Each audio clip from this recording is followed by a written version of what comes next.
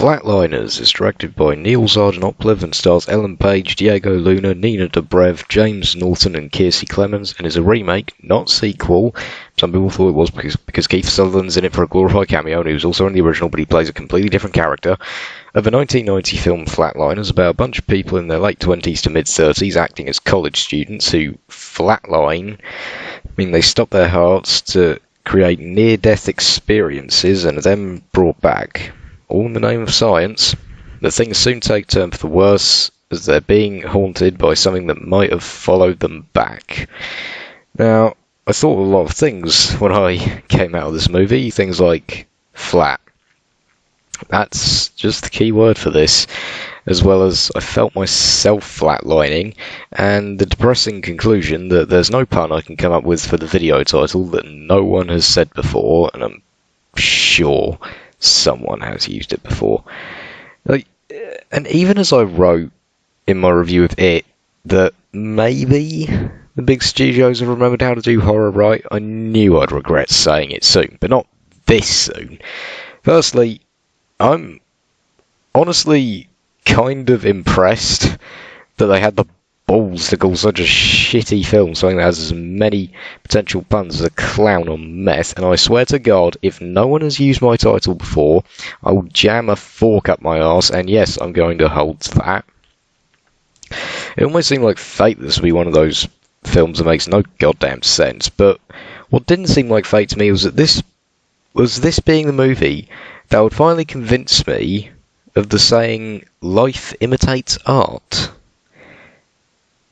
I'm not joking, because I could honestly feel my heartbeat like slowing down as I felt. Okay, well I couldn't feel that, but I could feel myself falling asleep at least. I had to constantly be shifting around in my seat. I'm kind of shifting around now, but you can't see me. I'm just looking like a fucking idiot.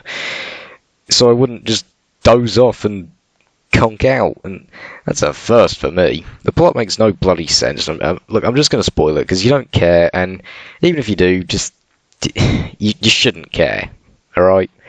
So, once the characters all flatline, they start to become hyper-aware and have super memories. They can remember things, like Ellen Page can remember a song she heard when she was like 2 years old and play it beautifully on the piano. But then, for some reason, they have a massive house party and act like they're fucking... like they're literally insane. They knock down a wall, run outside, and what? And then in the next scene, they're all at a big outside riverside rave, and one of the girls, I don't remember any of their names because why would you? One of the girls just gets really horny for some reason and bangs the blonde dude. Well, there was no sign, and there's no sign she had any feelings for him at all. In fact, she seemed to really hate him earlier. Like, there's no consistency in the weird powers or side effects or whatever you want to call them from flatlining. And once shit hits the fan and they start seeing weird visions of their guilty past, which of course they all have a guilty past, coincidentally, they constantly make it very clear these are just visions. They're not really there. And okay, so I'll believe that the blonde dude stabbed himself in the hand, and I'll believe that Ellen Page threw herself off the roof thinking that she was being pushed. Oh yeah, they kill off the only good performance in the film about halfway through. They're basically Bryan Cranston in Godzilla her, stick her in every second of a trailer to get people to come see it, because people like that actor, but then they kill her halfway through. Okay, it's not as bad as Bryan Cranston in Godzilla, but whatever. But what I will not believe is that she got dragged down a corridor by her feet by herself. That's some bullshit. And why haven't any other people who have flatlined, like, not as part of an experiment, just they've been in an accident, they've nearly died, they've been brought back, why haven't they experienced any of this shit? Like, is there a reason for that?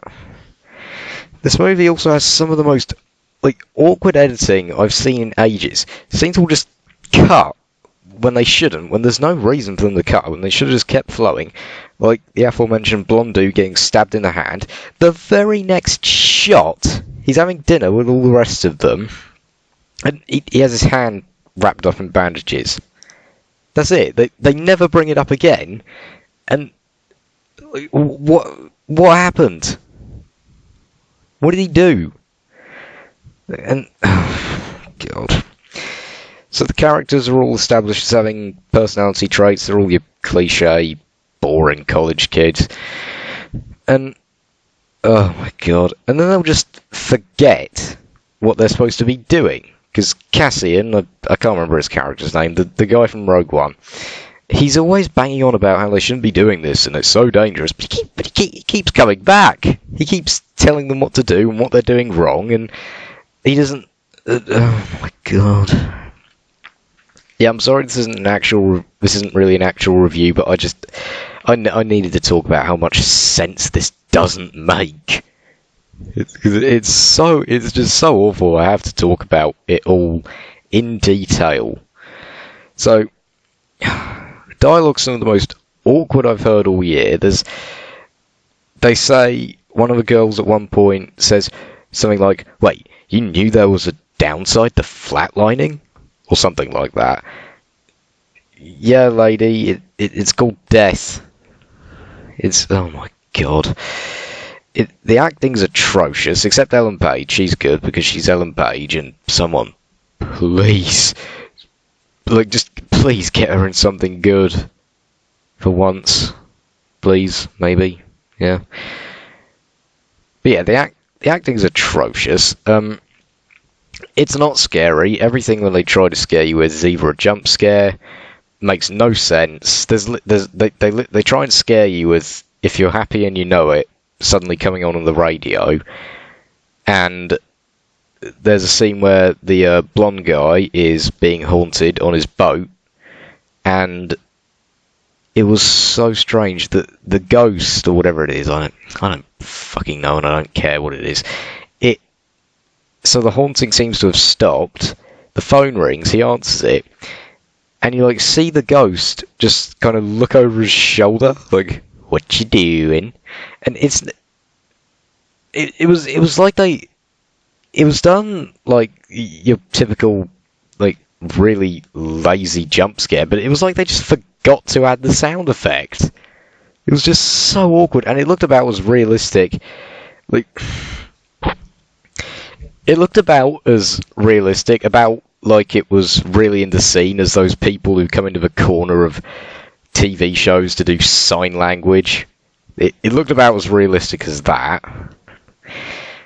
And I can't even give this film any points for the concept, because it's a remake. It's been done before. It's been done exactly the same before. It's probably been done better before. I don't know. I haven't seen the original, but even if it is directed by Joel Schumacher, the man who single-handedly destroyed Batman, it's probably better than this. The only good thing I can think of, like I said, was Ellen Page, and she dies halfway through, and then you're stuck with the other boring old students being boring. I'm going to give Flatliners a 2 out of 10. So, have you seen Flatliners? No, you haven't, and don't. But if you did, what did you think about it? Or what is Ellen Page's best role? Whatever it is, let me know. Thanks for watching. Have a good one.